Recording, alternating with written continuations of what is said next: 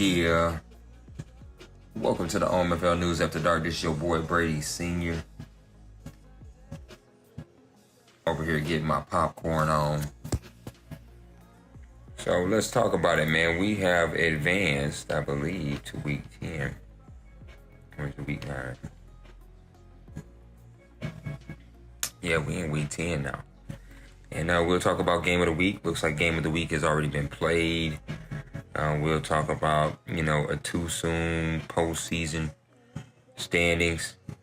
We will talk about some statistical leaders, power rankings, and the who's who of players of the week for last week. And yeah, man, get you ready, get you locked in for the Press Pass Live. Stay tuned, stay locked, man. This is your boy Brady giving you the news.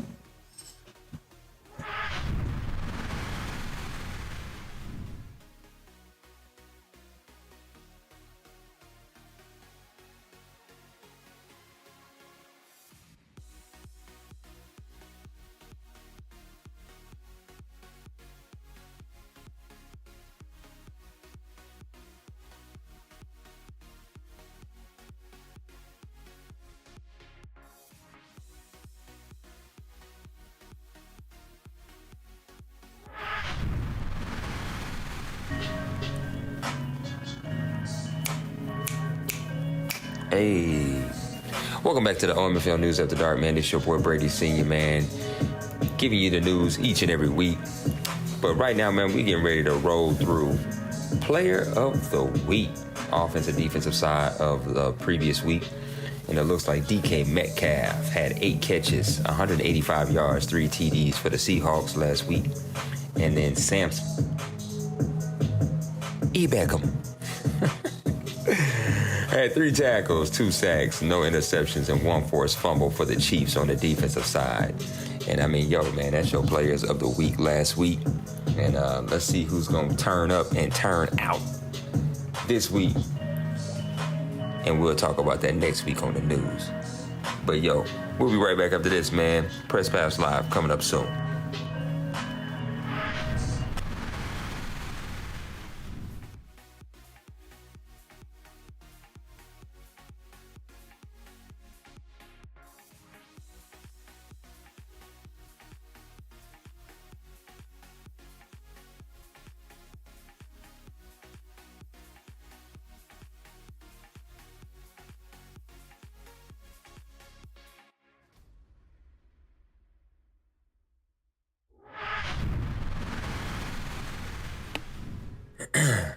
Hey, y'all, welcome back, man. It's your boy Brady Sr., man, giving you the power rankings on tonight's OMFL News.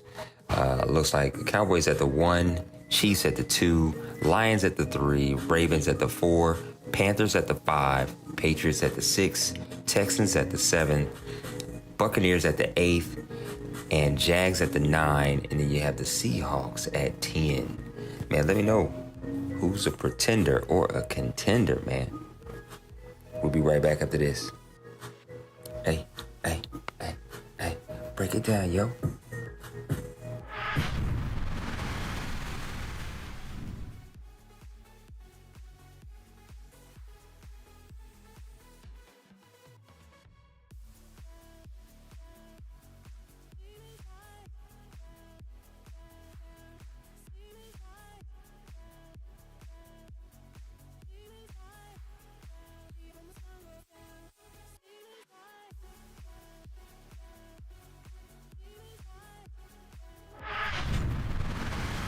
Yo, what's up, everybody? Welcome to the OMFL News After Dark, man. It's your boy Brady Sr. Let's go ahead and run through this too soon playoff race. Looks like on the AFC side, we have the 1 seed is the Chiefs, 2 seed is the Ravens, the 3 seed is the Patriots, 4 seed is the Texans, 5 seed is the Jags, then you have the 6 seed is the Bengals, and the 7 seed is the Miami Dolphins. Bubble teams are the Jets at 8, the Browns at 9, and the Colts at 10. Interesting. I can't believe they're still a bubble team, but we'll see. We'll keep it moving. On the NFC side, you have the Cowboys at 1, Panthers at 2, Lions at 3, Seahawks at 4, Buccaneers at 5, Cardinals at 6, Vikings at 7, and then the bubble teams, which are hot on the heels of the Vikings, you have Washington at 8, Packers at 9, and Chicago, the Bears at 9. And just an interesting tidbit here for you guys. Packers, Bears, and Vikings are all tied at 4 and 4. The Washington football team actually has the better record, but they're at 3, 4, and 1. So, stay tuned, man. Hey, make sure you, hit a like, hit a subscribe, and then let me know in the comments, man, if you think this is how the playoffs is going to actually set up for these 14 teams. But, hey, I just give you the fucking news. Peace.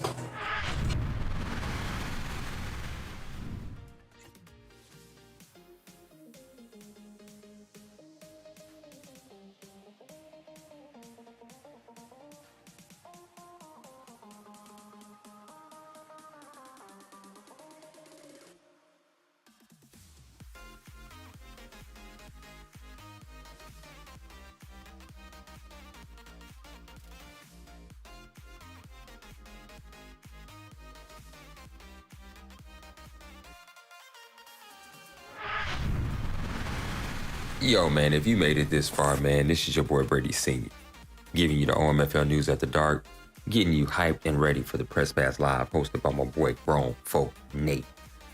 Please hit that like, hit that subscribe, and keep following us every week as we give you fresh and new content for the OMFL and what we bring to the plate in the grown folk community.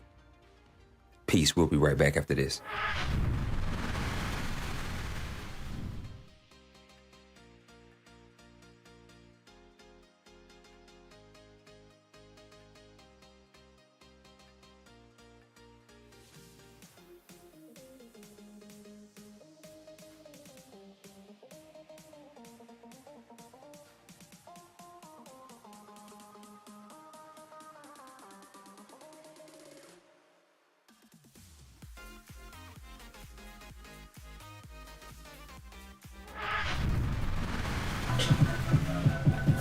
Yo, welcome back to the OMFL News After Dark, man. It's your boy Brady Sr. I was able to find my Lambo beat. Hey. Yeah. But anyway, man, we're going to talk about game of the week, and it's actually between the 7-1 Patriots and the 7-1 Ravens. This could actually be an AFC Championship preview, folks. But according to Daddy Leagues, man, the Ravens edge them out by 3, 25-22. Be more realistic, 24-21 is what Brady would say. If we're going to give it a 3-point win, that's what the score would be. But it looks like the difference maker is going to be the takeaways. It looks like the Patriots actually have more takeaways than the Ravens. And then the percentages, man, the breakdown of percentages, man, just favor the Ravens more in this one. So, stay locked, man. Let me know in the comments what you think. But, hey, yo, we'll be right back after this. Yeah. That Brady is on the train.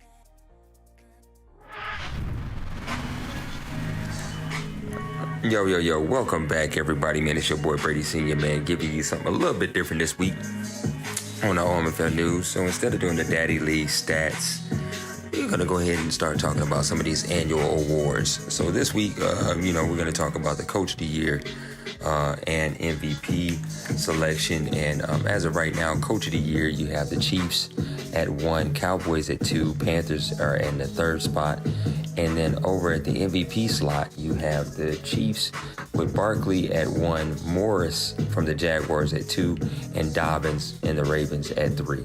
Now, something I will tell you real quick before we move on to the closing of the show. The top 5 players right now for MVP are all running backs. Welcome to Halfback Nation, y'all. Halfback Nation, yeah.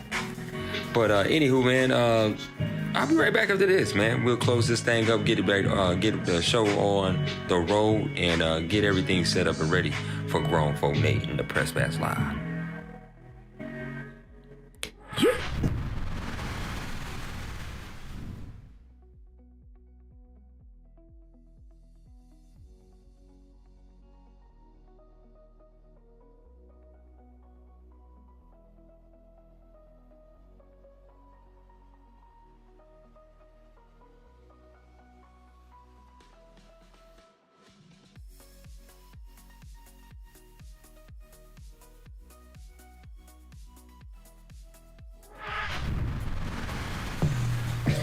Yo, what's good, everybody? This your boy Brady Sr. giving you the OMFL News After Dark, but it is closing time, man. We out of here. But before I go, I wanted to give you some rundown of the annual awards for NFC and AFC. But instead of giving you the players, I'm just going to give you more so the total number of awards that are up for grabs per each team. Over in the AFC side, you have Kansas City with 6 players up for awards. You have, outside of that, you have Jacksonville, New England, Las Vegas, Denver, Cleveland, and Houston all have at least a player up for awards.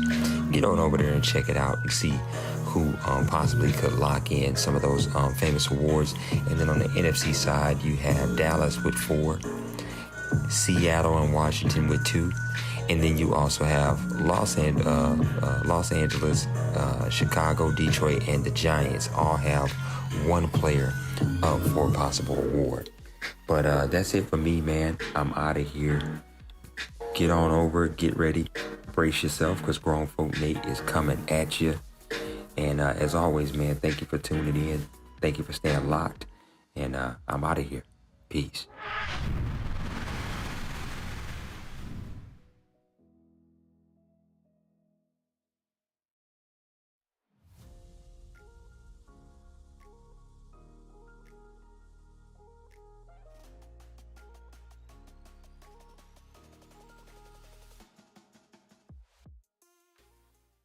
This is the OMFL. You can't touch this. And you're in the mix with Kinda Real Nate. Here's another OMFL production.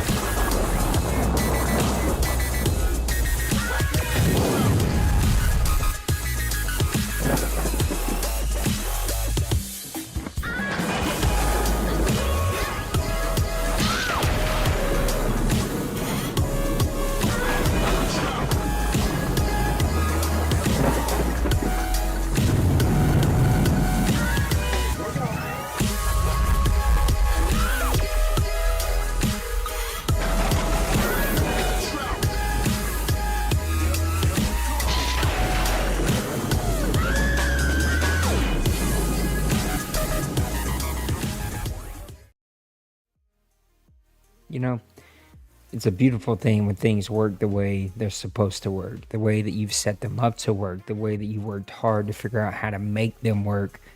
It's a beautiful thing when it all comes together. And the night that it all comes together is the quietest night in the entire chat. So what's up? Welcome to Press Pass Live number 181. We're inching our way to number 200. We're going to have to do something big on number 200. Like, I don't even know what to do.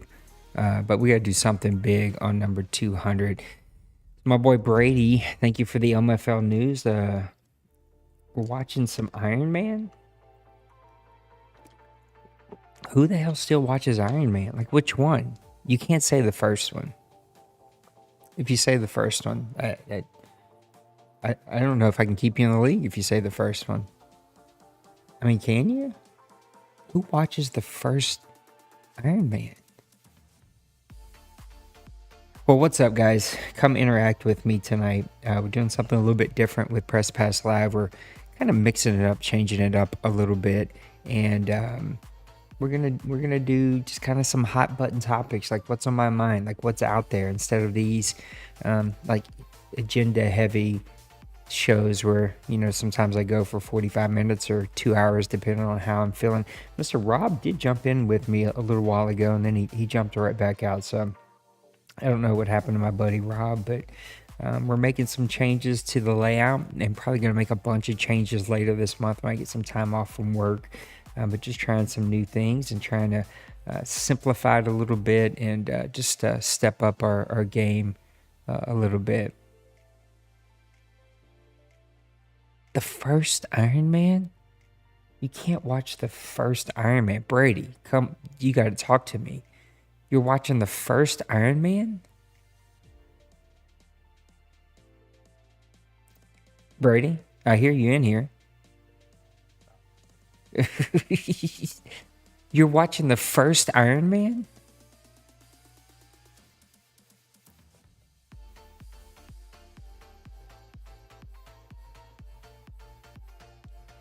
That came out in like 1993, though. Like, can you even watch that in high definition, or is it still in black and white? I mean, that's an old movie.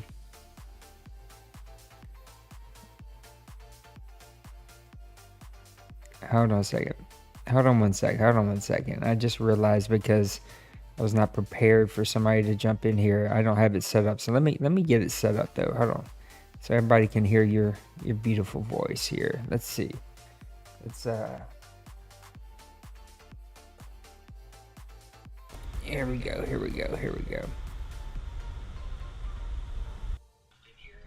All right. Talk to me. Yeah, no, I mean, they've upgraded it, you know, with Disney Plus, with all these people spending all this money for, you know, either monthly or yearly subscriptions. You know, they was able to shine it up a little bit. I don't know, man. I mean, you can't shine up a turd and make it a diamond. So that's a pretty old. I'm an Iron Man fan. I can dig some Iron Man. What's is number one your favorite one? No, it would have to be the second Iron Man is my favorite. You know, but I don't know, man. I think I'm more so partial to, you know, the whole Avengers series, especially, of course, you know, Infinity War, and then, of course, Endgame. So, yeah. All right, you gotta do me one little favor though. You gotta turn down that YouTube chat, because I'm hearing us talk to each other 4 times before it stops reverbing in my ear. No, I got it. So what's up with basketball season? Well, I got my first win with as a high school coach. Oh, nice! I didn't know you were coaching high school. Yeah, so I Are we coaching girls still? No, well, yes, I'm coaching the youth side still. So this is my last year coaching 6th grade girls. But I also moved up from middle school girls to the boys division, and was able to get my first high school win. Man, it was pretty cool. But we were actually quarantined for 2 weeks because one of my players popped positive for COVID. So, yeah.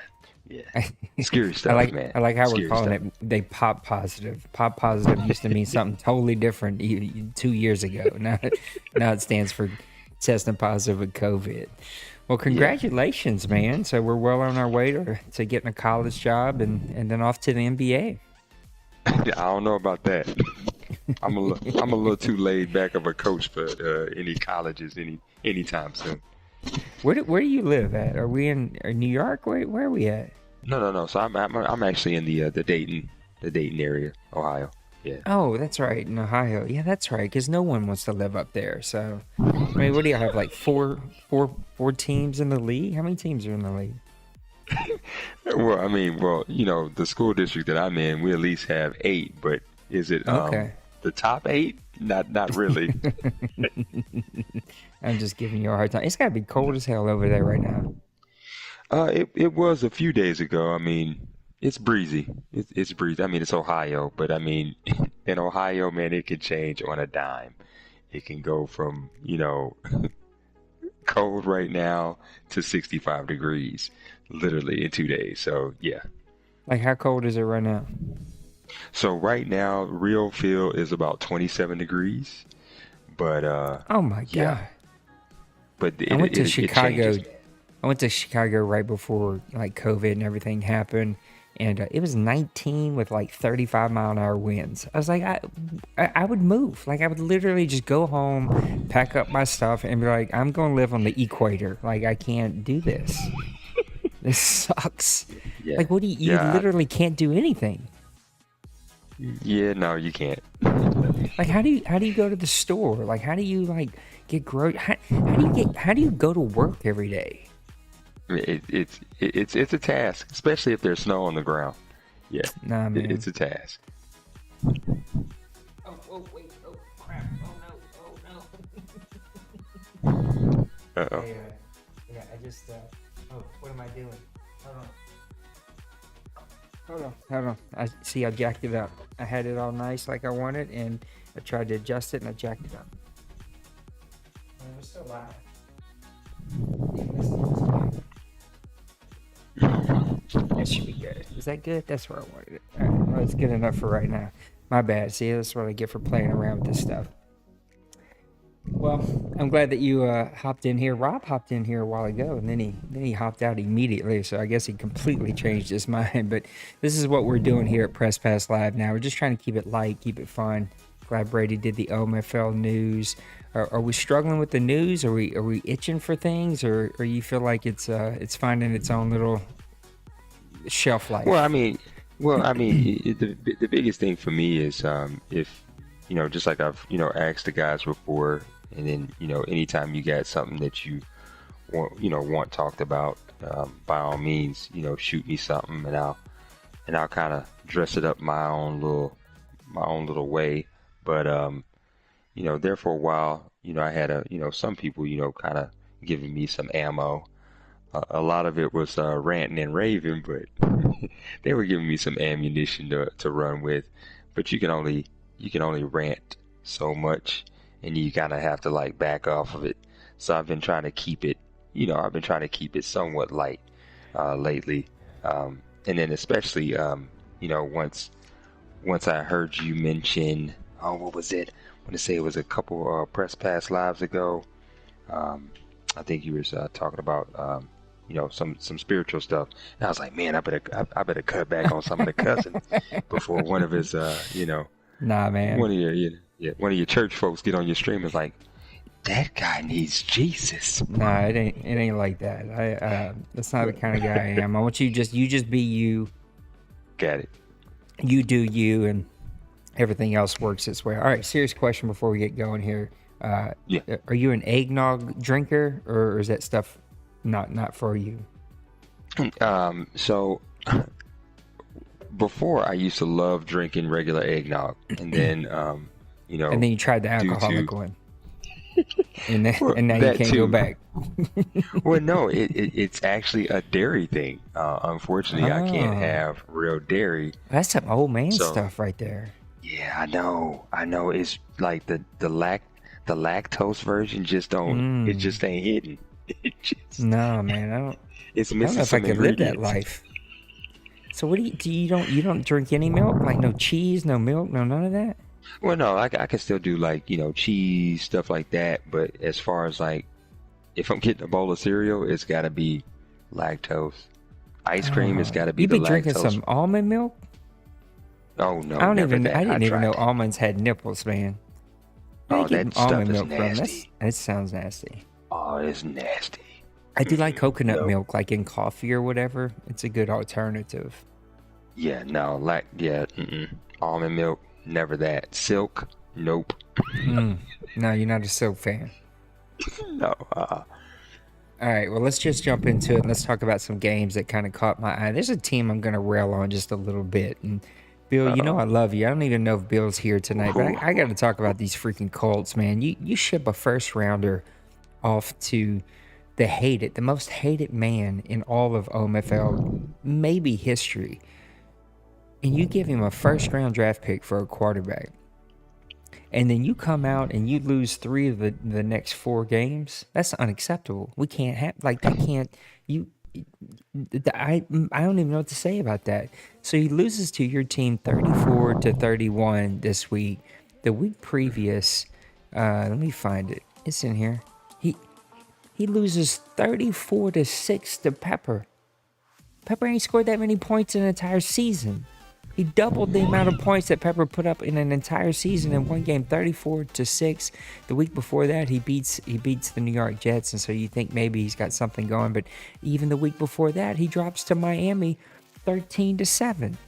What is going on with the Colts? If you're gonna send a first-round draft pick to D Money, then you gotta win. Like, I mean, that's just like you either win or you lose your job. One of those two things has to happen. 31-34 against you this week. Now, look, you've really turned the corner since finding this rookie for you, but he turns you over 4 times. He turns the ball over 2 times. He possesses the ball about the same as you, 1951-20. It's kind of the 2 new quarterbacks here going at it with Derek Dyson and Kyler Murray. 2 touchdowns for Dyson with 2 interceptions, 2 touchdowns for Murray, 1 interception. But evidently there's a lot of fumbles this game because you turned the ball over 2 more times and he turned the ball over 1 more time. So talk to me about this game and how'd you squeak away with a victory here? Well, so so in this game, I want to say I put one of my rookie receivers in, and he caught me with a hit stick, scooped it, scored, and then later that's a Brady instant classic move right there. Now Brady will hit you with a hit stick in a second. So needless to say, he caught me. Scooped it, went down, scored, and I mean it was a back and forth game. But there was a pausing moment. Dun, dun, dun. You have those a lot, don't you? I try to avoid them, but needless to say, he paused on a punt return because he felt that the first player down hit him. But I had to screenshot it for him. I was like, not the first one. It was the second one that got him, and we was able to take the lead. But even then, he was still able to score, and we had to get down the field and kick a field goal. But the one thing that I love about my team is Lambo. The kick meter moves so slow that if I was to miss, shame on me, because you can time it almost perfectly, even when iced. Is he like an X Factor or something? Yeah. So yeah. You pay that man? I was able to.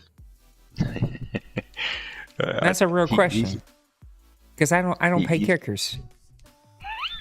I don't pay kickers. I don't pay punters. Those are the first 2 guys I cut because the Saints have like 2 of the highest paid punters and kickers because they're awesome. Yeah. But this ain't real life. This is Madden. And I got to have that salary cap.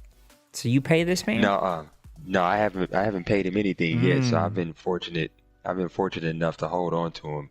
I'm pretty sure that contract is coming up to a close here soon. Oh my God. Look, I ain't one to judge somebody because I am not the prettiest fella in the world, but have you seen the photo of Ricardo Blankenship, his kicker? Oh, that is not, I'd be suing somebody. I would be calling EA. I'd be like, somebody's got to lose their job. Somebody's got to get fired over this. You got to take that picture down. I'm going to need one of them Madden pictures. I need one of those silhouettes of a human. I think that's a developer. That, huh? Oh, that's not nice, man. That's a tough photo. Yeah. That's a tough photo. Oh my! Man, I hope we can get them teeth fixed. I'm gonna need one of them. I'm gonna need one of those silhouette photos. But I will say this, live. I'm pretty sure you seen the feedback for him. I haven't yet because I've been avoiding them. I also reached out to D Wayne. And self-reported because I was actually the one run that set up the game-winning field goal broke my 80-20 rule. That's I mean, one run is not. I mean, depend. Let me go look. I'll tell But you if I feel like it's bad or not. But usually one run, it's like, come on. Hold on, it let's was see. literally one run. Let's see. 21. He had 21. And then I had 2 additional runners with 4. I was supposed to, Yeah. like I said. mean, it's not like I said, terrible. It's just one run. but hey, I Did still Bill lose his self-reported. mind? Yes, he did. Oh yeah, Bill will Bill will lose his mind if you fart the wrong way. Like Oh, that is not that hit stick fumble. Oh that my hit God. stick fumble. I know he was fuming. the hit stick 'Cause he taketh paused. and the hit stick giveth away. Yeah. I wish we Yeah, could so- honestly. I wish we could ban hit stick from like user. Like I think like if the CPU does it, it's fine. It's just sometimes that stuff. I'm not going to. Don't huff and puff me. I'm not going to ban it. I'm just saying it feels on returns. It feels super lame.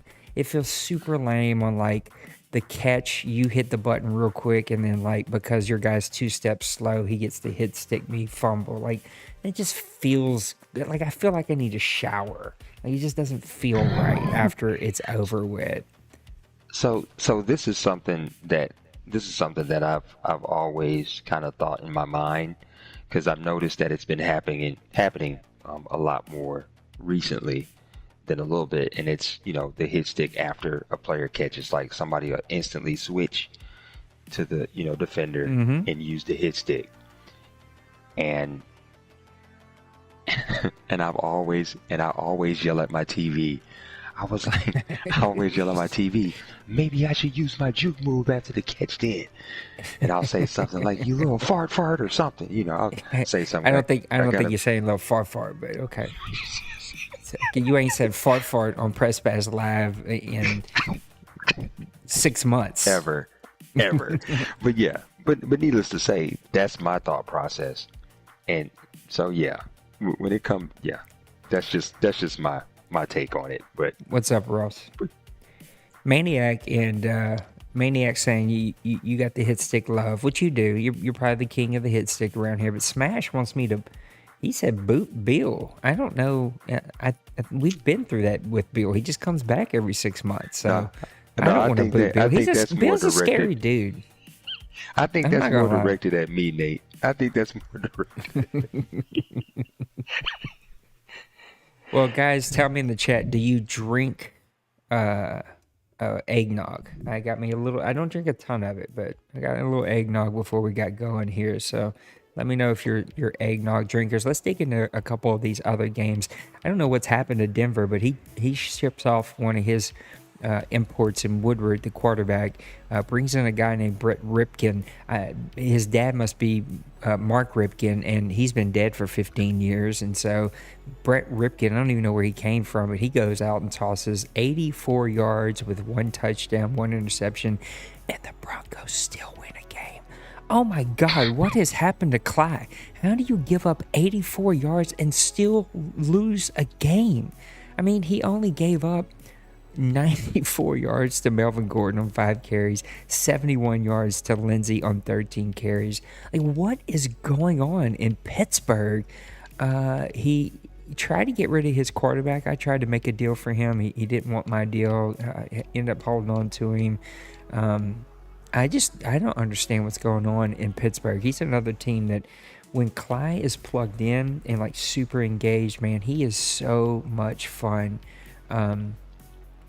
He's a great dude. He's just a great human, but he is as he's the next guy that I don't want this to happen, and I'm not putting it out there in the world, but like I'm waiting for the message of like I'm done, and it's like the game isn't that bad. Just like figure out how to get your team on track here, because man, he has struggled since leaving the New York Jets. Well, for me, my take, because I played in week 5, and it didn't feel like he was given to me, because I've played him in the AFC South. It just didn't feel like he was given 100%. No, he don't care. You know what I mean? And maybe it could be something personal, that we're not seeing, off screen, that he's got to deal with, that he's just not 100% engaged in. But but he's definitely not. He's definitely not, jumping in the game trying to win. Because if there's one thing I know, if he's in it, 100% focused, playing the game, oh hell yeah, you better watch out. There's no reason he should be. Shit, what is it? Looks like his last 5 games he's lost. Yeah. Yeah.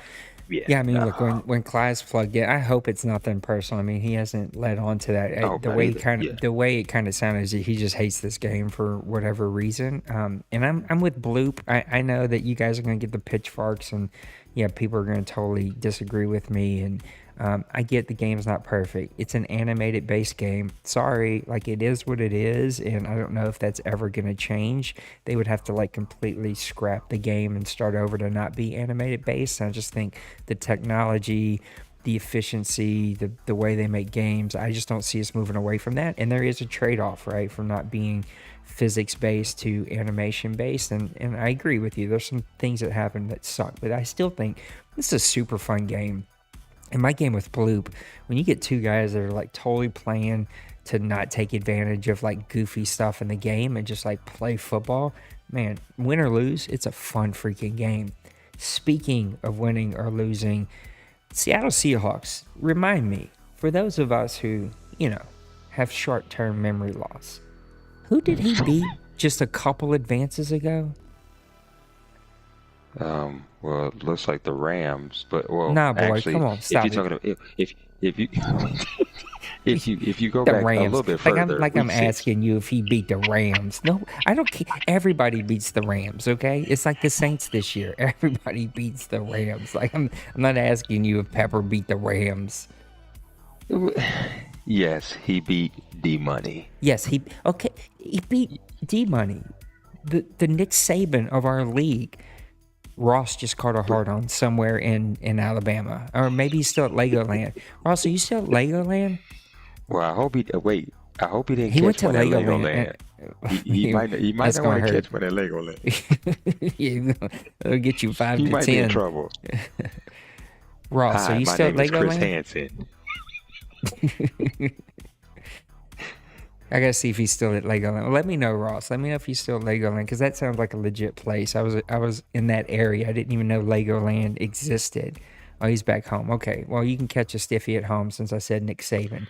But he is the Nick Saban of this league. Like, you either hate him or you idolize him.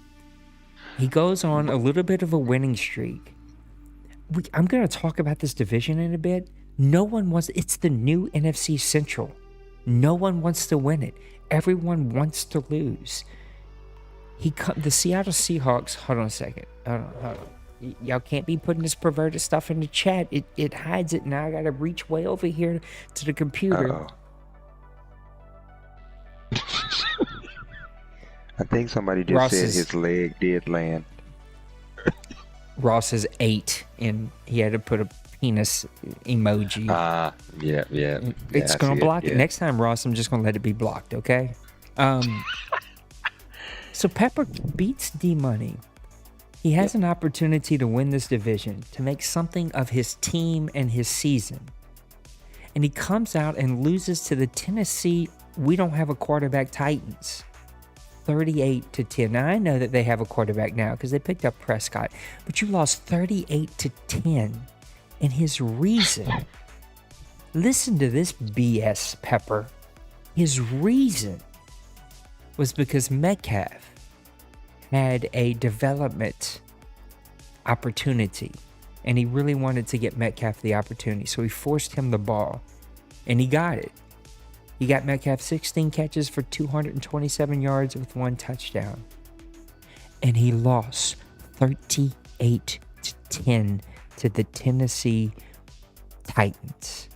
What the hell is wrong with you? Like, what are you doing? Like, I get that you want the development increase. I totally understand that. But don't you want to win a game? He tossed 7 interceptions.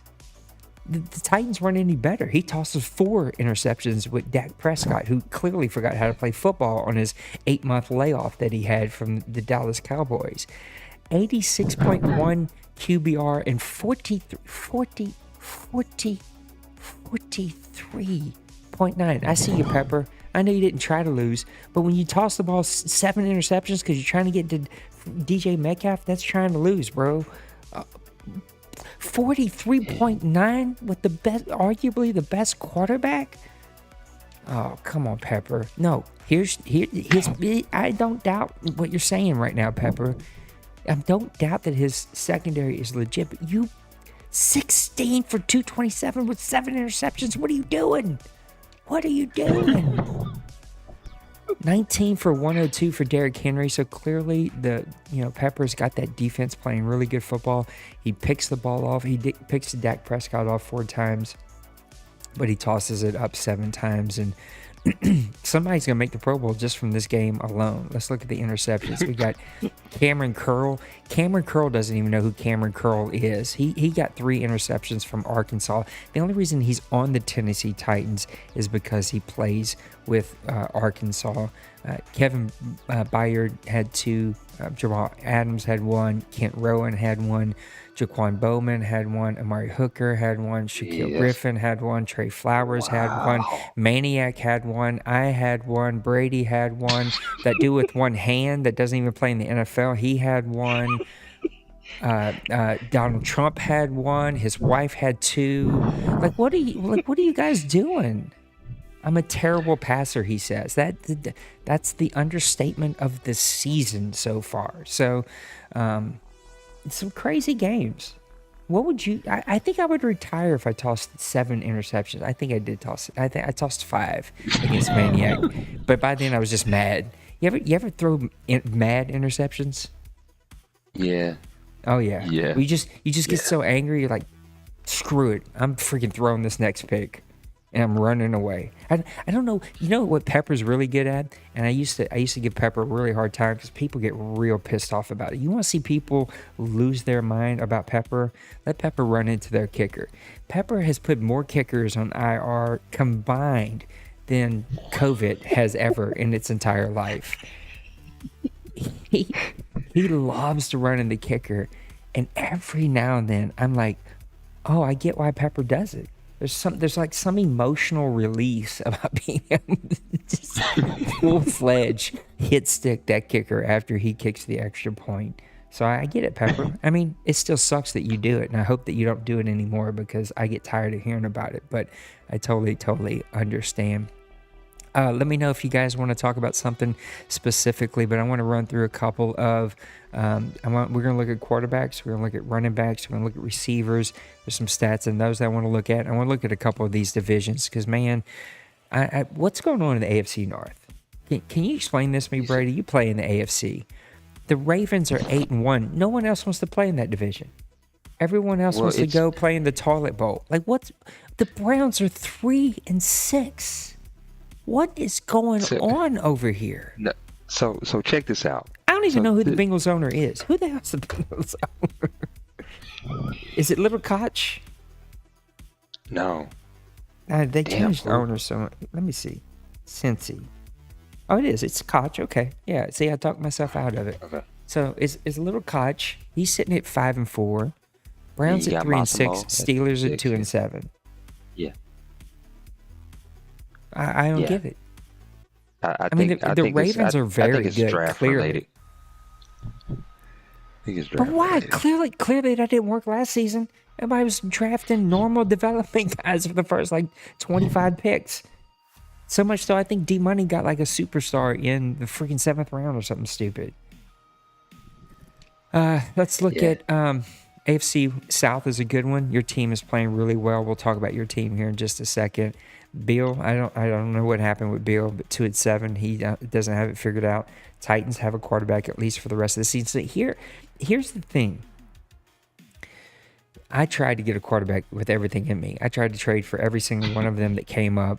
The only offer that got close was with the Steelers, and then he was like, nope, don't want it. I don't want your 2 second-round high picks. And I was like, well, you won't pay for my first-round pick, and you don't want my 2 second-round picks, so what's the price? And he said, there's no price. And so, yeah, I lost out on him. I tried to trade for the rest of them. All these other dudes in free agency want like 15, 16, 17 million dollars for 1 year. I literally would have to cut like 5 people to clear $16 million in cap. And then it gets to a place with like the Titans were, where Prescott gets released, and I have this real argument. I can go get Prescott, right? I can cut the cap, free up enough space, go get him, finish 7-9, not make the playoffs, not have the money to re-sign Dak Prescott, and now have like a 18, 19, 20, 22 round draft pick. Or I can just say, screw it, I'm running with my 69 overall quarterback, and I'm going to have me a top 10 pick. And that's why I think this is going to bite the Titans. This is totally off subject, not what I was going to talk about. But do you make that move if you're the Titans? Or you're just like, look, I'm 2-6. I'm rolling with it. We're gonna suck it up this season. We're going to get through it. Yeah, trying to get a quarterback this late in the season and burning, cap space. I don't know if I would make that move. I mean, you seen what I was throwing with last season. I could have easily, tried to do something. Where's he at, by the way? Minshew? Oh, he's on the bench. Oh, yeah, okay. He's still there. Yeah. I kept him. And from some, for some little packages here and there, I'll bring him in, especially when Dyson gets red. I'll bring him in and let him throw. But yeah, I wouldn't have, went after a quarterback this late in the season. But I also believe that Dawson was away also at the beginning of the season, so his team fell behind, and yeah. He also didn't have a quarterback though. I think he was like me. He was playing with like a 66, 64 overall guy. And let me tell y'all firsthand, that sucks. There's nothing fun about playing with a quarterback that is that bad. The Patriots are sitting at 7-2, and they feel to me, because I played him, it was a ton of fun. I had him. I should have freaking, game still bothers me that I let it get away. I was glad when it was one of those times where it was like, in the moment I want to beat him, but the second it's over, you're like, whew, glad I lost that game.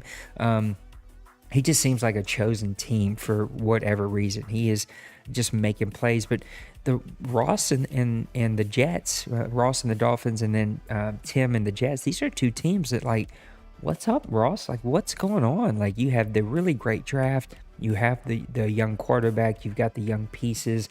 You're a running team. I think your running back is in the top 10, if not top 5 in the league. But you're sitting at 5-3. And we're at go time. Like, it's time to start rounding the corner and making a play. And Tim has just struggled for whatever reason. 3-5-1. He's lost 4 in a row after starting out 3. I don't know if it was this, but 3-1 or whatever. Right. AFC West, another How did Broncos get better after trading away the quarterback? Like, that doesn't even completely. I can't even wrap my head around how you get better after you let go of your quarterback.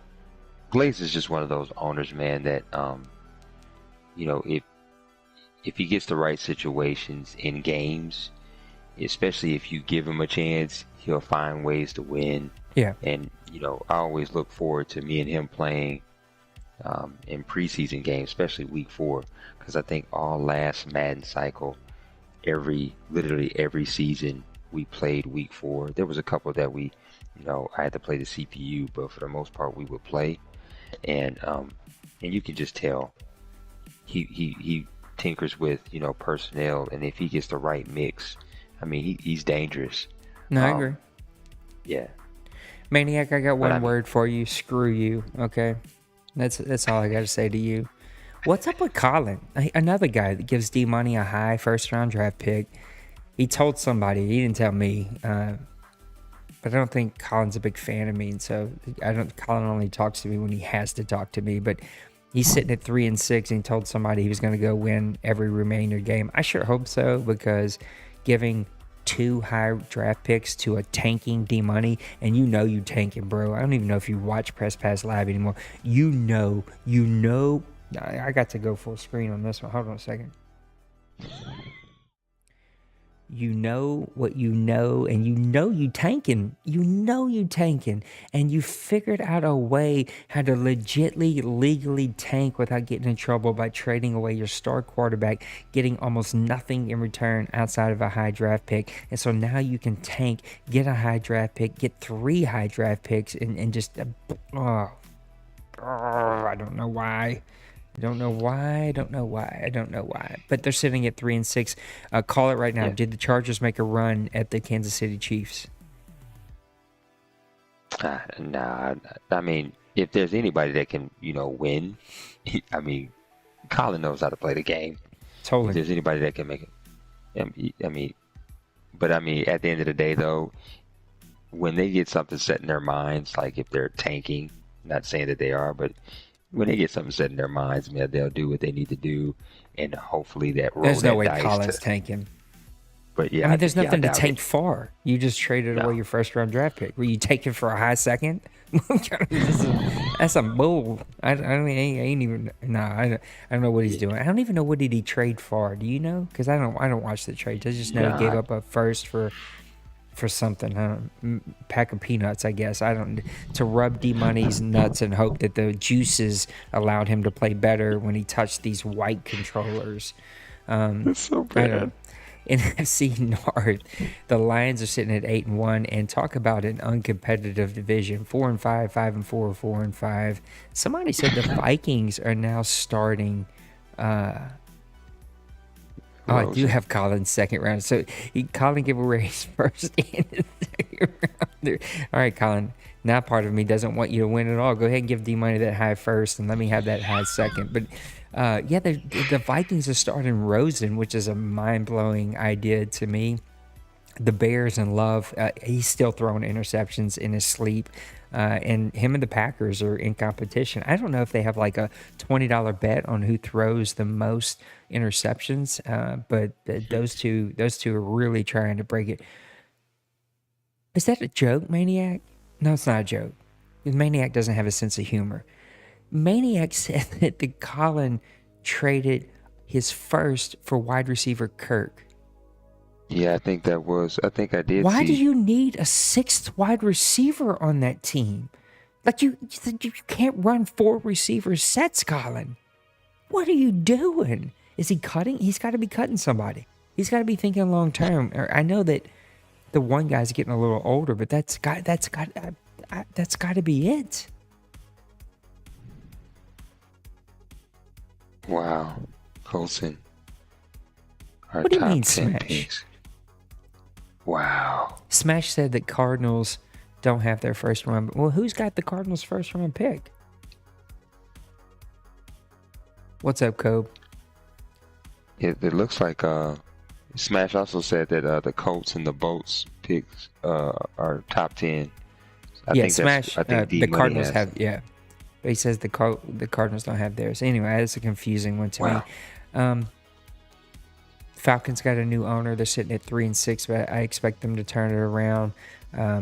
Big Hurt sitting at 6-2, but Maniac's really rolling with that team. They're playing really good football. And then NFC East, man, talk about another division that nobody wants to compete in. Rob is starting to figure things out, I guess. I mean, he had some impressive victories here lately. He's sitting at 4-4-1. Mo, full tank mode. I need a tank GIF. That's going to happen. I'm going to get a tank GIF. And every time I think someone's tanking, I'm going to press a button down here on my iPad. And there's going to be a big old tank that's just going to come right across the screen.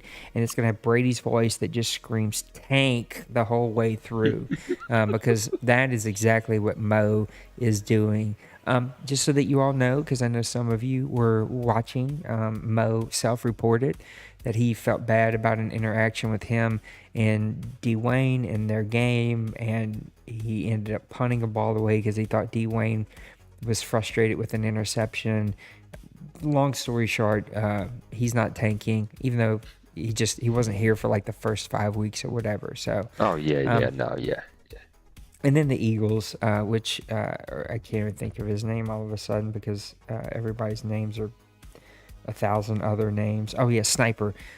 He's a good dude, man. He's one of those really good dudes that I hope hangs in here. Anytime we get teams that go, on an 0-9, right, 9-game losing streak, not many of them outlaw. He's about the only one that sticks it out and hangs in there. I hope this guy sticks it out, though. He's a good dude. I was able to play him this week, and he's asked me to help mentor him. I don't know why he wants a 3-win team to mentor him, but I'm going to help him out as much as I can because he's just a really good dude. And then NFC West, No one wants to win this division. Seahawks at 5-4, they're freaking throwing. He's still throwing interceptions, trying to get the ball. I'm sure on the bus ride home, trying to hand the ball to Metcalf or what's his stupid name now? DK Metcalf. He fumbled it. Like getting on the bus, he dropped it, and it was picked off by the freaking Tennessee Titans. Cardinals at 6-3, 49ers 2-7, Rams at 3-6. Who wins this division? Oh man, I mean, it's got to be D Money. I mean, D Money will win it. But one thing that I was gonna say, the one thing I was gonna tell you, D Money plays possum in the season. Hold on a second. This dude's a wizard. I'm kind of scared to talk about D Money because I know what he does in real life. Listen to the Harry Potter stuff he is pulling on this league right now. He knows he can't tank. Because if he tanks, he could get booted. He already knows he was almost booted coming into Madden 21. So he trades away his first. So there's no reason to tank. But he trades for first for people that he knows will have a high pick. This dude's on some next level Harry Potter wizard, Daikon Alley. There's some real wizard stuff going on here that he's doing to get these high first round draft picks. No, dude, I don't think it's wizardry, but I honestly will tell you this. I honestly think this dude is playing possum during the regular season. He sets up his pieces for the offseason during the regular season, loses a couple games here or there, and then goes into the playoffs, and he just plays. That's his regular season. That's the season he wants to go undefeated in, is the playoffs. He can care less what he does regular season. I still ain't sending him his trophy. It's kind of getting out of spite now. It's like I'm just going to group ship them. I can bulk order them in like 12s and just save some money, group ship those babies for free and just save some money. So I'm just going to, D-Money, you will get all of your trophies at the end of the season. I'm just going to do a big bulk order and just save some money and get those things over to you. Let's talk about the interceptions in this league. Colin had made a comment at the end of last season that interceptions needed to go up, and then they did an update, and so I was like, let's just see, and he agreed. Everybody just said, let's see where interceptions go, and he's like, I know that if we bump it up, like I even may be one of those teams that somebody's going to throw 50 or 60 interceptions, and boy, he is not wrong. 34 interceptions for Rodgers, 33 for Allen, 26 for Burrow, 26 for Wilson, 24 for Love. Hey, that's not bad, Smash. I think you were at 24 last week whenever I did the show, so at least you're not improving that number. 23 for Roman Gore. This dude's freaking trash. He's going to be a great backup, but he's trash as a starter. Wentz 22, Stocker 22, Jones 21, Baker 21, Mayfield 20, Goff 20, Stafford 19. Oh gosh, it just goes on and on. Somebody's going to throw 60 interceptions this year. That is mind-blowing. 48% well, I'm just happy that I stopped at 11. Yeah, I don't even think I'm going to get to 11 touchdowns. My guy just makes some goofy throws. Like, I don't know. He's driving me insane. He's a fun player, but, man, you can tell, he is not good. 48% for Rodgers, 48% for Josh Allen. I know high school quarterbacks who run the triple option that have a higher percentage than these dudes right now. 56 for Wilson, 54 for Jordan Love, 50 for Stocker. And these are talented quarterbacks that cannot be that low. Derek Carr is at 54%. These are not good numbers, and we gotta play better quarterbacking here in the OMFL because these are not good numbers. I want to talk about the running backs a little bit. Your guy, man, Ben Morris. Tell me how big of a change has he been for you this season? Well, I mean, he definitely helps. He definitely helps. He definitely helps. The understatement of it. This guy's the leader in rushing yards at 1,083 with 12 touchdowns. And your comment are, he helps. No, you got to understand. Having an actual decent quarterback, he kind of opens some things up. You know, it kind of, makes defensive teams, or overly defensive teams that play the line, kind of opens up some passing lanes for me here and there.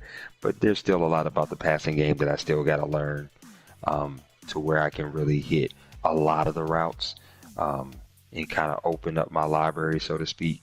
But I mean, Morris though, I mean, yeah, he's right where I need him to be. But I honestly, truly need one more. I need one more good back. You go get it from the Packers, because he'll draft 55 of them. Just go pick one and give him a 7th round pick because he'll have a ton of them. Ben Morris, where's he rank in your top list of Madden drafted running backs? I mean, as far as who I've drafted, oh yeah, he's hands down number one. Yeah, he's hands down number one. Yeah, and as many cycles as I've played in the OMFL, yeah, Morris is definitely hands down. Yeah, my best back I've drafted. Rob said the guy trades for a quarterback and naturally force feeds his running back. That's hilarious, Rob. And I don't know why you jumped into chat a while ago and then jumped right back out. But that's some pretty funny stuff right there. Elliott's playing really good. Now, there's a big difference here. Elliott's got 25 broken tackles. Chubb's got 23 broken tackles. You've only got 6. And so for these top-rated running backs, Morris is just hitting some big holes and making his own way because he's not having to break a whole lot of tackles. And then you got 2 guys that really stick out to me. Dobbins, 161 for 874, 16 touchdowns, and Barkley for 149, 779, and 18 touchdowns. Like, are these guys getting it to the one and just like force feeding the running back to just run up their touchdown numbers? Because these are some massive, massive touchdown numbers. Josh Jacobs is right up there with 16 touchdowns himself. So a couple of really crazy numbers, but not as crazy as this next one that I've got to show you guys here. McLaurin having a great year for Rob. So way to go, Rob, man. You're 4-4, but you got a hell of a receiver. This dude ate Lattimore a new hole. It was not even funny to see what this guy did. He could just make all the plays. But we're going to skip a few. Colin and his 980. For every running back that Green Bay drafts and Priest drafts, Colin goes out and trades for a receiver. I don't know why. It's just their thing. But clearly he's got to have 893 receivers on the team. But look at this one.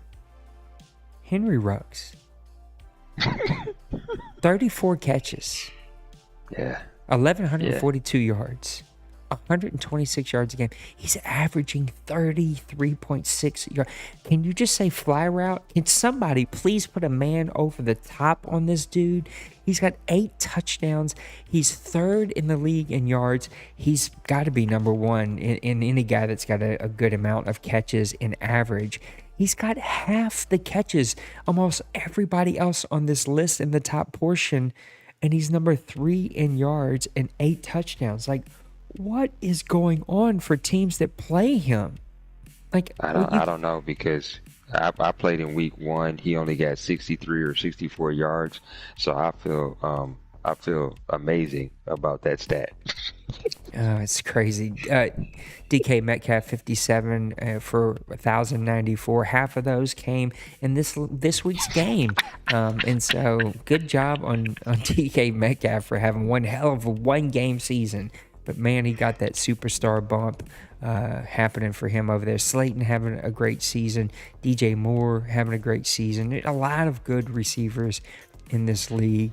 But Ruggs, man, that's some pretty crazy numbers. I hear you, Rob, but man, put a dude over the top. I don't care what it takes. You can't let that dude be averaging 33 yards a carry on you. It just a catch, I should say. It just shouldn't happen. Let's look at a couple games, and then we're going to wrap it up with some owner-submitted questions that are coming up here. Some games next week that I think are going to be pivotal. Number 1, Chargers versus Rob and the Washington football team. This should be a fun one. The receivers are going to catch 983 balls. The running backs will have like 8 yards a carry or 8 yards total in the complete game. But you want to talk about a raping. I don't even know if you can say that in 2021 anymore. You can't really say anything. But what the Dallas Cowboys are going to do to me and my team, I'm already I'm not even Catholic, but I'm gonna see if the priest can already start saying Hail Marys for me, if there's an exorcism that can happen, because the Dallas Cowboys are gonna ram it so far up my colon, I'm gonna give birth to air when this game is over with. This is just not going to be pretty. Patriots and Dolphins has the potential to be a really, really good football game. Browns and Steelers, there's a game nobody wants to win. They may actually sim this game. They may both fall down with the COVID and be like, no, I just can't play this game, because neither one of those guys want to win that game. Colts will continue on this streak to get the Arizona Cardinals a top 5 pick. They'll probably lose to the Tennessee Titans, who will win a bunch of games so they can have like the 18th pick and still not make the playoffs. This doesn't make a whole lot of sense to me.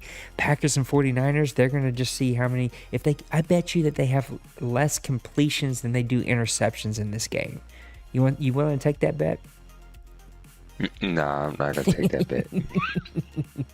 Jaguars and Seahawks. Hey, here's an idea for you, Brady. Cover DK. That's it. Like, just forget about everybody else. Just cover DK Metcalf. What's another good game? I don't know. The Giants and the Panthers. But good thing for the Panthers, the Giants are tanking, and so you don't really have a whole lot to worry about here. Vikings and Ravens, maybe. But anytime you're starting Josh Rosen, that's going to be, I don't know. That's going to be a tough one to kind of get through. So, any of those games that you're looking forward to?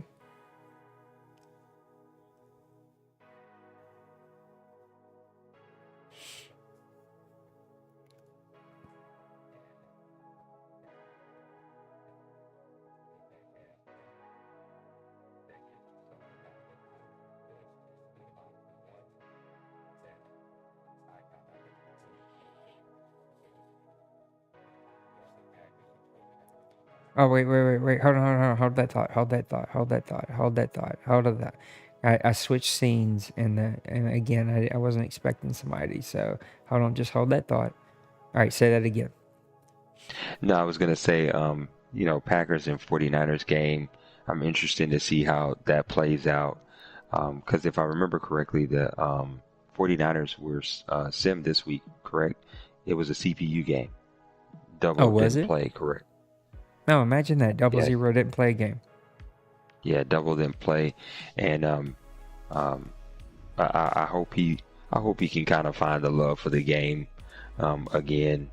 That's another owner, I believe, that may be a little bit distant because of whether it be the rules, whether it be the game itself, whatever, just not as connected as they used to be, and it's unfortunate. Solid dude when he is. No, totally. I met him in person. He's a big dude. He a big old white dude, big old white boy. Like, he could play offensive line for somebody. He's tall. He's like 6'7". He's a scary dude. No, he's the nicest dude. I've known him for the longest amount of time as anybody here. He's been part of the OMFL forever. But yeah, his job is he works on the railroad, and sometimes they can keep him out there for like 6 weeks at a time. He doesn't even get to go to sleep, and so it plays a lot into him being plugged in. Let's take some. Somebody said if I fixed it. I fixed it. Yeah. They're like 45 seconds behind or something like that. I'm not taking shots at it. It's just the way the internet works, I guess. Wasn't him being distant. Oh no, we know that, Vikes. We just giving 00 a hard time. He's not gonna listen to this anyway, so what's it matter? He's a cool dude though. Yeah. Nice, super cool dude. Trey has a question. Vikes, hey Vikes, here's a favor I have to ask. Change your avatar. You haven't been the Eagles in 6 seasons, so go change your avatar. Put it as the Lions. He says, with every team having played half the season, which team got to steal the draft? That's really hard for me to say, because I got to be honest. That means you got to remember where these dudes are drafted, and I have no freaking clue where these dudes are drafted. I would say this guy, Steven Vincent, he was drafted midway through the first round, and you can see, he's got all the tools here. He's number 2 or number 3 in the league. He's got abilities already. a 96 speed, 95 acceleration. He can catch anything thrown his way. He's really building up that route running. So, I mean, this kid, no, I'm just giving you a hard time, Trey, but yeah, really change it. I think this kid could be, one of those really potentials. Look, it'd be easy to talk about Brady's guy, but would you get him, Brady, in the top 3, top 5, something like that? Yeah, he was 8th pick. Yeah, eighth pick. So, Pick. I mean, do you Yeah. call the 8th pick the steal of the draft? I don't know. Now, the Lions have a couple guys. Your guys, Trey, I don't even know where they were drafted. Let's look at this middle linebacker. 3rd round pick number 17. That's pretty damn good. I mean, to have a guy top, what is he? Yeah, top 5 in tackles. He's got 4 interceptions. He's got no sacks, but middle linebackers usually aren't going to get that many sacks, and so that's not too bad. And then you got this other guy. It's a safety that I think is in the top half of the league in interceptions. I think he knew that this is what I was going to do. That's why he asked this question. Guys are so tricky. Y'all don't think I know what y'all up to. I know exactly what y'all doing. This guy right here, Doug Glenn. Most white name that you could possibly. His name could be Johnny White, and it wouldn't be as white as Doug Glenn. 1st round pick, pick number 17. So, do you really call those kinds of guys? I would have to go with this first dude, Mr. Quentin Derby. I mean, he's a hell of a player for a 3rd round pick, and that's not a bad season so far. Cobe, good question, Mr. Cobe. What are your thoughts on 2 free agent signings this week? Dak to the Titans, Jimmy G to the Falcons.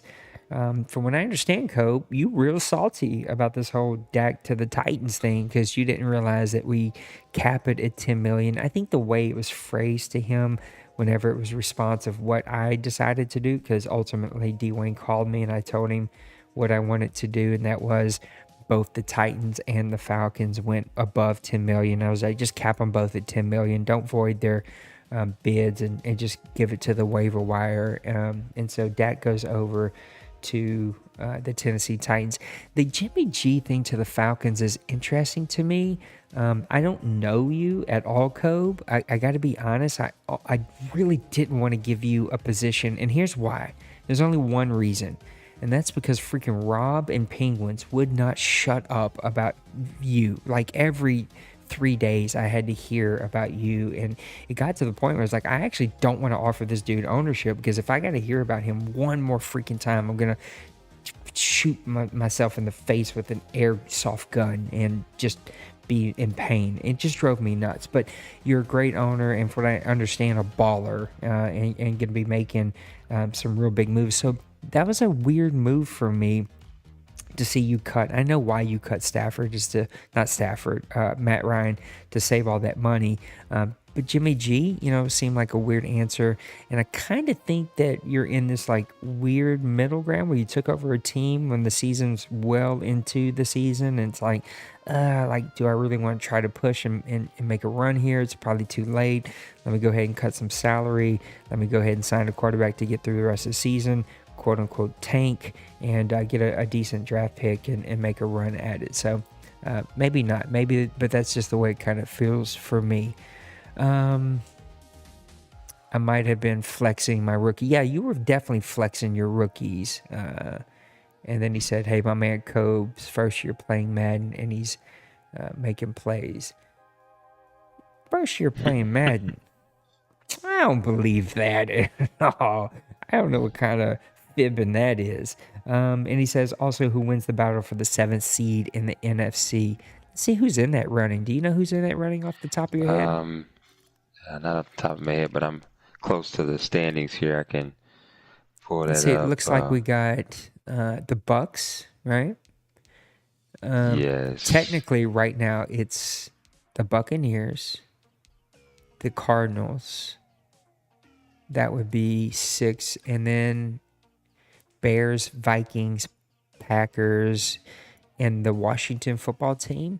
Yeah. Falcons, I guess, technically are right there, but man, they got some real ground to make up. If I had to pick from that group, I'm taking Rob. I mean, to be honest, I think Rob is really going to get some things figured out and make a little bit of a run here. And Love, I think he's just turned the ball over way too many times for the Chicago Bears. I don't know what's up with Minnesota. They just don't. They seem off. Oh, and now my internet's giving me a hiccup. Looks like it's just a small hiccup though. The Packers are just not going to stop turning the football over. So I think Rob has the best shot there. Who are you taking for the 7th seed? 7th seed for me, if Washington can, I guess you could say if Washington can minimize the turnovers and the errors and continue to play, some sound ball on offense and the defensive side, I would give them that final seed. But they're going to have to work for it. I said the football team. Washington. Oh, yeah. He's definitely got some work, but he can do it. He can definitely do it. Yeah, for sure. Sniper with a good question here. He says, how much time I can't read it like he wrote it. I know that's not what he meant. He wrote how much time go OMFL owners spend, but I think he meant how much time does an OMFL owner spend on pre-draft study outside of scouting. Do you or anyone else spend a lot of time reviewing combine ratings? If anyone does, has it resulted in any positive impact, getting good development? So there is a sheet that is out there that I think that our buddy Rob has put together. I don't know if he has a blank one that he can share out. Vike Bull says, nah, seriously, he's been playing MUT. Oh, that explains everything of why people don't like his FPR if he was a MUT player. But yeah, hopefully he can figure that out, because if you play in my division, you're going to need to get that FPR thing figured out real quick. So anyway, he's just asking about, does it help with development? Like I said, Rob puts out an old sheet that somebody else developed, and Rob has tried to keep updated because it's not updated for Madden 21. It's not the end-all, be-all, but I definitely spent some time looking at that. Here's kind of my... here is my kind of overview, like... what's the word I'm looking for? A trick of the trade. Let me go to my scouting. Yeah. All right, Eric Boss. What a great name.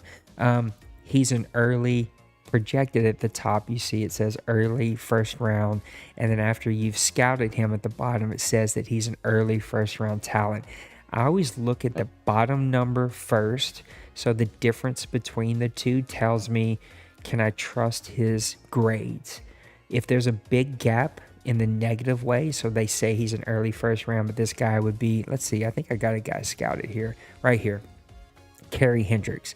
He's projected to go early first round, but after you scouted him, he's an early second round. So that tells me that these throwing powers, throw on the run and break sack, that these are going to be slightly lower than I think they'll be. If this is like an early third or a fifth or a sixth, then I know that these throwing power, throw on the run, break sack would be big difference, big gap. So that's the first thing I look at. What's the difference between those two? And then I look at the grades next. And then scouting combine goes and combined with the grade. And so I'm looking to see, does he have some of the stats that I maybe can't build? So for quarterbacks, throwing power, right? We can't put XP on throwing power. So does he have something there that's already built up? And then what does his scouting combine stats look like? And is that going to sway me one way or the other? How much time do you spend when it comes to scouting? 2 minutes? So no. So I actually found a sheet on Reddit that's actually was streamlined from Madden. It was streamlined down more from like the Madden 20, Madden 19 sheet that was out there. The only thing that they kind of required is like, their projected, their skills, their skill grade, and then of course their combine stuff. Of course you have to put their projected or their talent, but you don't have to put, early first round or, yada yada. It's just first round talent, first round projected. That's it. And this was the first time that I used this new sheet on the last draft, and it landed me a solid running back. And I spent quite a bit of time on that sheet, And at first I was like, oh, I'm in 2 other different, leagues. I'm going to do that. I was like, no, OMFL is my main league. That's the only league I'm using the scouting sheet for.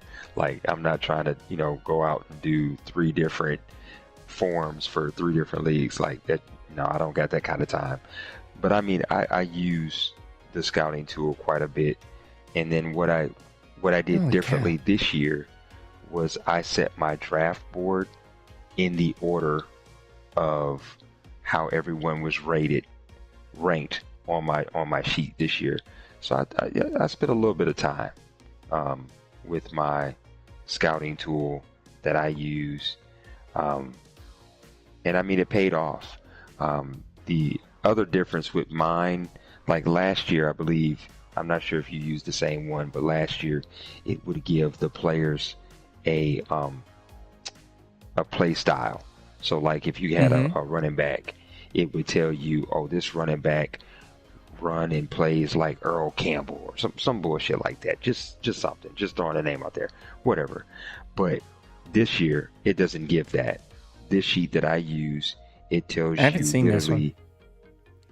So the sheet that I use, it actually tells you each round who's the top 5 players in each round. If it's a red grade, it's a risky pick. If it's a green, it's a good pick. And then of course you have the undrafted. And yeah, I mean it works. It works. It's well, you have to share it. Yeah, you have to share it with the rest of the league so we can check it out a little bit. I just realized it's freaking midnight. I don't know what we've been doing for the last hour and a half rambling, but that's kind of what I wanted. Man. Yeah, I just wanted us to have like a super laid back, and this has been fun. This is exactly what I wanted. There's a lot of people in chat. We're chit chatting. You hopped in here, but Big Hurt put up like 9,000 freaking questions that we got to get through. So let me run through these. Shocks fans got one. He says, how many quarterbacks are going to be drafted this year in the upcoming draft? In the first round, I think you're going to see, I don't know, man. That's a tough call because I think we all realize there's only going to be 1 or 2 worth keeping. The rest are going to be really hard to develop as normal development guys. I think you're going to see a lot of money this offseason. And that's a question that I want to talk about on the next show. Like, I don't get why no one wants to pay quarterback. I need a quarterback. For me, I can't win without one. And this league, Rob talks about all the time. It's kind of like his favorite soapbox. He was so angry. I don't know if he's still here. He was so angry in the chat the other day.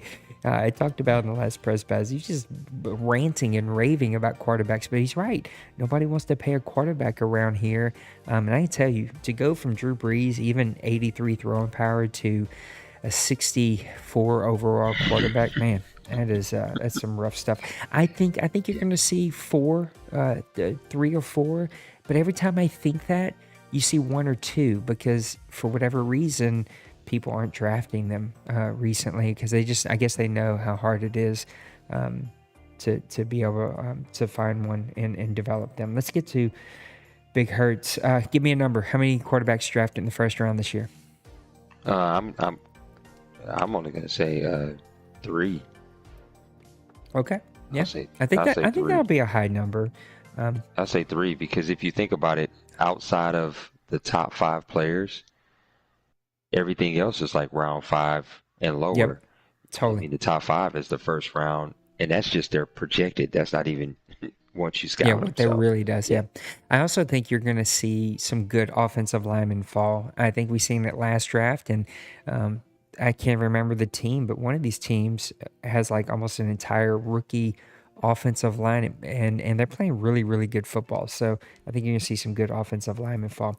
Let's go to Big Hurt's question number 1. He's got 5. Like, Big Hurt must have had nothing to... He clearly wasn't playing his game, so I don't know why he had so much time on his hands to do this. But not based off of stats, in general, who's the best offensive play caller or the biggest offensive threat here in the OMFL? That's a good question. When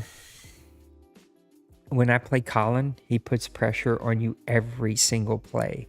When you play, I think that's with any team. When you play Kansas City, because of his team, man, for me, I'm biting my fingers every single snap of the ball. I think there's a lot of different ways to think about this because I think Dwayne is a super underrated offensive player because he's steady Eddie. He's boring to play against, but he is impossible to stop.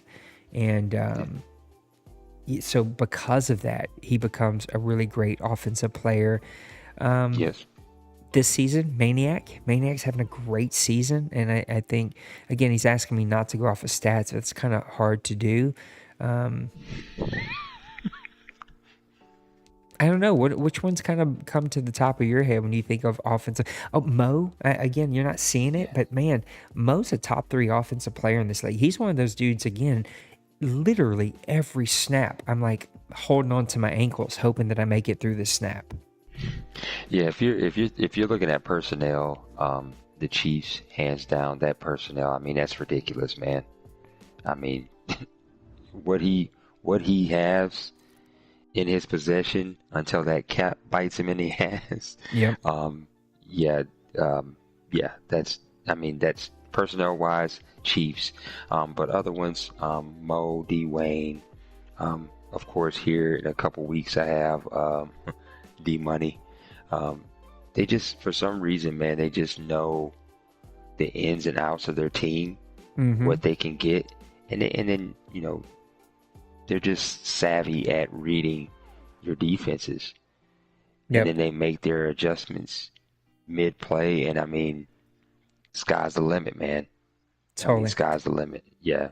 Rob brings up a good point. He says the play calling aspect of that question is what makes it so interesting. Again, set question number 2, same question, different level of it, not based on stats. He's got this thing with stats, but not based on stats. Who's the best defensive play caller? And I think there's a bunch of guys that come to mind. Dwayne, again, is going to be at the very tippy top of that list. Plays boring football, but man, he just makes plays. I'd say in the past, it would probably be based on his personnel, but Penguins was really good with Pittsburgh. Maybe not as good with Kansas City. Trey, I've said this from the get-go, Trey, Vikeball, Eagles, whatever. I don't even know what your name is anymore, but Trey is a great defensive play caller. I think you're up there. You're right in there in the top 5 of play callers on the defensive side of the football. Clearly, Nipple is going to be in the top 3 in that, especially with this Ravens team. Bloop is going to be in the top half. Now, I know that Bloop doesn't always have the team that he wants, but he's got to be up there. Maniac, me and you on the same vibe, bro. He's got to be up there for at least consideration. A Big Hurt kind of dips in and dips out of that, but definitely can do it. Mo can dip in and out of that, but D-Money, I think, is also going to be right there, either 1A or 1B. D-Money is a great defensive play caller. Who's your defensive guys? Oh, man. For me, up until, if I'm not looking at records, Clyde was always a challenge for me. Colin, yeah, that's what Rob just said. When he's plugged in, Clyde is going to be one of the top guys. Yeah, Clyde. Who's your second one? In the ass. Colin was also really is also man. Yeah, like yeah, I hate playing against him in any league because I mean defensively he's gonna give you the business, and then if he has the weapons offensively, he's just gonna capitalize on any mistakes that he forces you into. Of course, Dwayne, Mo, after playing them last season in the South, like winning any game against them was technically my OMFL bowl. No, totally. Period. Question number 3, who would you choose to be the best GM in aspects of roster management? He says my pick would have been long time, would have been chaotic, but who would take his place since he's been gone? I don't get it. I got to be honest. I don't get the chaotic love for GMing. The dude had 1 winning season his entire career here in the OMFL. Like, can you really be a good GM because you have a high overall, but you don't win games? What I think he's looking at it not more so at the win-loss column, Okay, then just how are at you building a team. gauging GM? Because that's pretty like that would be what do you like, okay, you as a coach, you're a coach, you coach basketball. Yeah. Hey, coach, I'm not going to look at your win-loss record. I'm just if you put together pretty jerseys though, boy, I'm going to say you're a really good coach. Like your win-loss record is how you're judged. That would be like not being a good burger flipper at McDonald's but not being judged on being a bad burger flipper. Like that if that is your job is to win games and you don't win games, guess what? You don't get to be the best ever GM. Ah, all right, my rant's over. So, But I would, but I who are would, you giving to it now? but if I give it to anyone now, you're gonna hate me. But D Money, Okay, that's fair. he puts together a masterpiece, and I mean he's been actually winning with strong pieces, but he also uses some players that you would probably pass by. He's using them to their full potential, man, and he's getting the job done. Like I said before, I mean, he builds these rosters and he plays possum during the regular season, and then his real season starts in the playoffs. Regular season, he doesn't care if he loses. I'm starting to think he's got some real life trash on Dwayne because he is in Dwayne's back pocket. Like Dwayne cannot beat that guy for whatever reason. They're talking about Penguins in the chat, and I think that's a fair comparison. Penguins definitely made some moves with Pittsburgh. I think though that Penguins this year a little bit, maybe next season. Like, let me see Penguins build good with salary cap limitations or be able to work around the salary cap. Now that's where I think D Money shines. I think that's where Mo shines. Mo knows how to build a really good team, especially through the draft as well. But really great cap manager. I think you also have to think about you, Rob. I think Rob's a pretty good GM and can build a really good team around him. I don't believe that maniac. He keeps saying if chaotic could just y'all crazy. I'm sorry. I don't get the love, but y'all crazy as hell if you ask me. Let me look at what do I want to look at? I don't even know what I want to look at here. Oh yeah, standings. That's what I want to look at. Man, GMs.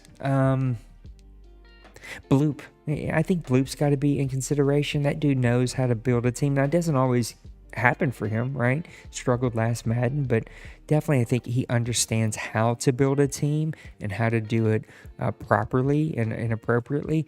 I've seen Ross kind of dabble in and out, but definitely do some crazy moves as well just to kind of, prove a point. Let's get to question number 4. Last I looked, we had a lot of 2-win teams. Looking ahead as we are halfway through the season, who would you think is going to have the best draft this next season? I like a change, but who would be your early pick talking overall draft, not just position? Let's look at the teams that he's kind of talking about. Yeah. So we got the Eagles. To the standings right now. We got the Titans. We got the Raiders. We got the Giants, 49ers, Steelers, Colts, Bills. We'll even keep 3-win teams in there for now. Chargers, Rams, Saints, Browns, Falcons, Jets. I don't know a lot about Kobe. I see Kobe is here in the chat. Don't know a lot about him. I don't know a lot about Sniper. I'm going to be working with Sniper, and so I'm going to go ahead and put some of my eggs in that basket. I think he has the potential. Dawson has the potential. I thought he had a really good draft last season. I know a lot of people only think a good draft is hidden developments or no hidden developments. I think drafts are much deeper than that. And I do think players sometimes play beyond their ratings. And so I still think that the Titans had a good draft. Mo knows how to draft really well. Clearly full tank mode. He's going for it. 00 can dabble in and out of good drafts. Who knows what the Colts are going to do, but it doesn't matter. They gave away their high first-round draft pick, so I think that automatically takes them out of the running. Look, even Outlaw can dabble in some good drafts. So if I had to pick, I would, if I had to put all my money on somebody, it's going to go Mo and the Giants. I think a 1B would be the Titans and a 1C would be the Eagles. Out of those teams, who you think has the potential to have the best draft? For me, it would be, Titans. I mean, Dawson's, a solid player, depending on what his picks are. I think Dawson would definitely be fine come next season. He'll be back in contention at the South. I agree. My second, of course, would be Giants with Mo. And then my third, and this is more like a twofer. So a tie at third would be between you and the Chargers. And the reason why I go Chargers first is, Collins already got some pieces in place. He just needs, a quick fix. But he gave his first round pick away. And so I don't know if you can be in the top draft if you don't have your first round draft pick. Okay, so and a second. He gave away a second too. Okay, so he might hurt on that. But with you're a solid owner, solid GM. I'm pretty sure if you have the cap space now, I think you'll be I think you'll be okay. But the one team that, again, if they could get the fun factor back into their gameplay and they can focus on their gameplay and they can actually, and it's actually two players, that's the 49ers and the Steelers. I'm not sure what's going on, but if those two can get locked in, Double and Clyde, like, dude, watch out, because the boys know how to play some ball, especially when they're 100% focused. I can't believe this. We were pushing for a 2-hour show, so let's wrap it up with this last question. If D-Money and D-Wayne couldn't make the Super Bowl, well, they can't make the Super Bowl since they're both in the same conference. I don't know if you understood that, how that works, Big Hurt. But if they can't make the Super Bowl, who's your pick to win it all? I think that's a really interesting question. I think Trey is one of the most underrated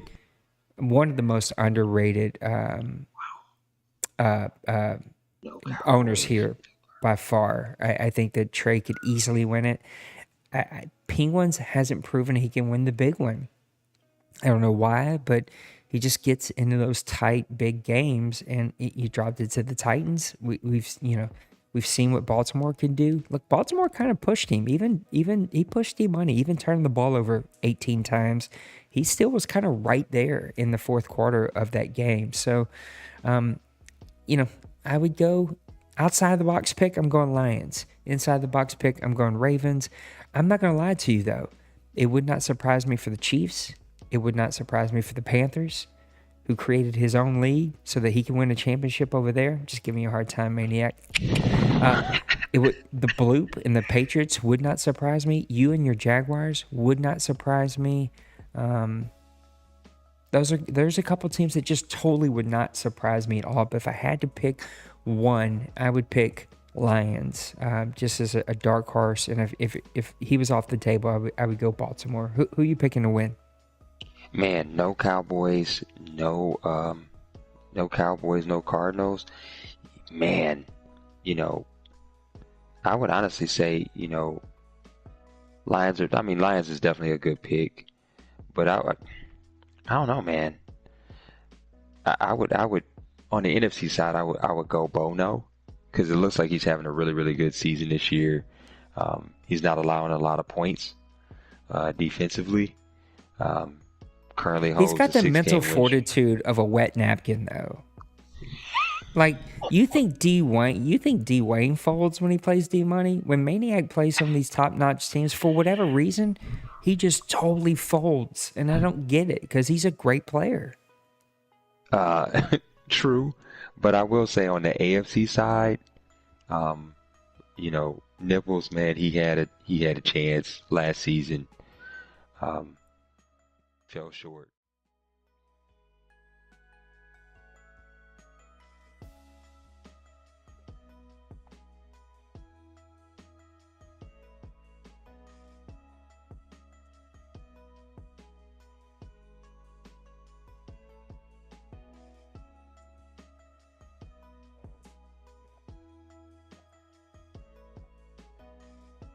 I'm not going to lie to you.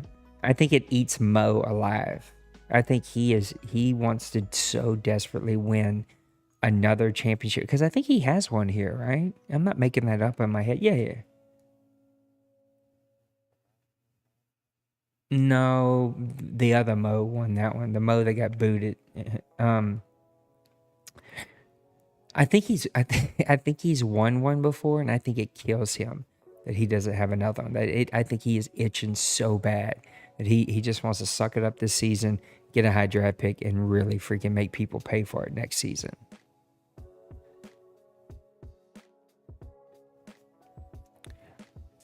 Oh, let me hold on. Sorry, friends. I'm just realizing where Brady's not. Say that last part about the teams that you would pick to be in the bowl again, because they said that you cut out whenever I switch scenes. Oh, okay. Yeah, so for NFC, no Mo or no D Wayne, no D Money. I was just stating that, to me, I would like Panthers was my choice. Because, like I said, right now they're playing some pretty solid and I said ball. he had the mental fortitude of a wet blanket or a wet napkin. Yes, you did. And then on the AFC side, without a Mo or without a D Wayne or a D Money in the Super Bowl, if the Chiefs can get there, I think the Chiefs definitely have an opportunity. The Ravens, I mean, they had their shot last season, but defensively they're a solid team. I just think this year, I think it's Chiefs' year this year. Totally. That's just me. But another one that's got to win the big one. I think he can. I'm a big Penguins fan. I wish he was more plugged in and a little bit more engaged, but such is life. He's a good dude and a little hard on himself at times and a little intense, but he's got to prove to me that he can win the big one, and he hasn't. I just can't put any money in that bucket until I see it. So, Brady, give me one last thought as we wrap things up. I cannot believe it's almost 1 a.m. I'm going to be like when I'm supposed to be at work here this morning. But good thing is that the commute from the bedroom to this living room is real easy to make. So give me one final thought as you wrap up the OMFL News Press Pass Live, everything you've kind of been seeing and doing. What do you think about the new format, not agenda, just kind of interacting with the chat, just kind of talking about whatever's on our mind, and then give me some last thoughts as we put a bow on things. I mean, the new look, the new process, and the way you're wanting to do the show is definitely, a good direction. If any of the guys have any, content they want me to talk about in my news segment, by all means, hit me in the PMs. And then, lastly, none of us is perfect when it comes to FPR. But I'm pretty perfect. but we definitely have to do our part to make sure that we just dress it up and make sure we all just do our part to keep it going. I mean, this is a safe place for us to play, and everybody's been playing together for some years now, so we kind of know each other's tendencies and whatnot. But at the end of the day, I think everything's going in the right direction. I think we have a great group of guys. And on a non-video game, a more serious note, I just hope everyone's being safe. Yeah, because this pandemic, I'm over the way everything's going, dude, it's scary out there. So just be safe. Yeah, I think that's one thing that kind of gets overlooked here is we're all competitive and we all want to win, of course, and we also want to have fun, right? This isn't a job, this is a hobby that we do, but I think sometimes what's missed is this is a pretty neat community, not only in the OMFL, but in GrownFolks, and it's just some really good dudes and dudettes in our community, and I think sometimes that's lost of just the good people. Brady, you're good people, man, and you got a mouth like a sailor and a face that only a mama could love, but you're good people. Maniac, good people. Rob, most of the time, good people. Rob is sometimes I think Rob just is my antagonist. Like he just likes to do the opposite of what he thinks I might like. No, I'm just giving you a hard time, Rob. But these are like just this community is filled with good people. And I don't ever want that to be lost. Let me talk about our sponsors very quickly. Daddy Leaks, League Crawler, our buddies over at Soden Bowl, the OCW, and Shopmaster. Please go follow these people on their social media. Go follow them on their YouTube pages. League Crawler just rolled out a brand new website. I'm a big fan of Matt, so go support our partners. They're just good people, and they support our content that we create. And that's another thing I just want to say is my closing statement. I love the content. I mean, the website is looking spectacular. It just tons of content from both the ATG, the TFL, the OMFL, the Deuce. I mean, there's just a lot of really, really good stuff out there. So if you don't go check out the website, man, you're missing it. Make sure that you do that, and support our partners, man. Support our partners, and keep making that content because we love what we're seeing. So, guys, thanks for hanging out with me. Thanks for being a part of this, Brady, and doing the OMFL news. It's just been it's been my favorite thing. And so, even if you didn't see Press Pass Live, the OMFL news for Press Pass Live 2 weeks ago, because we didn't have the show because I was on vacation. I did a special video. It took me 9 weeks to make it, but I did some cool stuff with it. So if you just want to hear the OMFL news from 2 weeks ago, go check that out on our YouTube page. And I hope you guys are safe. Like Brady said, take care of your families, take care of yourself, especially during Christmas. Holidays can not always be happy for everyone, and sometimes depression and anxiety and stress and all those things kind of overcome us sometimes during the holidays. So make sure that you're taking care of yourself. We've got some special chats out if you need somebody to talk to, and just know that we appreciate you. And I stay up till 1 o'clock in the morning to produce this content because of you guys. Definitely isn't because I like looking at that ugly face on the screen or hearing this goofy voice that I have. But my good friend, he works with me. He's in Miami, and he's on my team. And so we spent some time with he and his wife when we went up to Orlando a couple weeks ago. And he said my voice was anally. I was like, I think you mean nasally. He's like, no, it's anally. I was like, does it mean it comes out of my anus? Like it sounds like it comes from the bottom up? And he's like, I don't know. It's just very anally. So that's the kind of people that I have in my life. That's the kind of encouragement that I have in my life. So guys, take care of yourselves. I do this content for you. Brady puts in this extra work. I know how busy he is, and I love it. And I just love what we're doing. So let's go finish strong. Have a great off season and get ready. Before we know it, man, we'll have a draft here probably before Christmas. I don't know. We're in week 10, 11? I don't even know. 10, but we're going to be in 11. We're in week 10. Early tomorrow. Schedule your games so we can get it advanced. Big Hurt was writing too many questions for Press Pass Live. He didn't have time to play his game. So, Brady, all good. Lots of love from me, guys. Thanks for hanging out and chat. Y'all have a great rest of your week. God bless you, and we'll see you next time on Press Pass Live. Peace, guys. Peace.